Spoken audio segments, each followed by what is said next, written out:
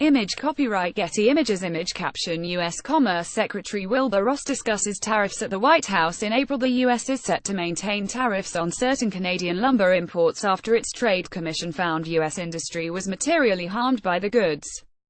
The 40 decision comes after the U.S. Commerce Department failed to reach an agreement in the long-running trade dispute last month.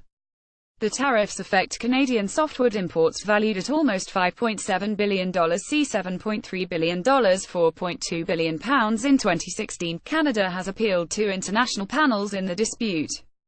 It is challenging the findings at the World Trade Organization and via the dispute mechanism of the North American Free Trade Agreement (NAFTA). The tariffs, outlined by the Commerce Department in November, would add duties that range from about 1,024%, depending on the company, which is lower than an earlier proposal. Canada has said the tariffs were determined using flawed methodology. The ruling comes amid a growing number of trade disputes between the US and Canada and is likely to complicate already tense negotiations over NAFTA. Susan Yurkovich, president of the BC Lumber Trade Council in Canada, called the ruling completely without merit. The ITC finding of injury, despite the current record-setting profitability of the U.S. lumber industry, makes it very clear that this was not an objective evaluation of the facts, she said. The U.S. moved to slap hefty tariffs on the import of Canadian softwood lumber, a common construction material used in home building, in April. But this summer the Commerce Department said it would postpone a final decision in the investigation in hopes of reaching a negotiated solution. In November, the department said talks had failed.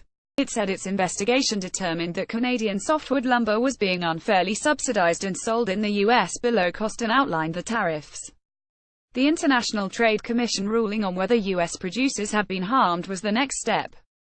A trade group for the U.S. lumber industry, one of the organizations that sought an investigation, welcomed the International Trade Commission's decision.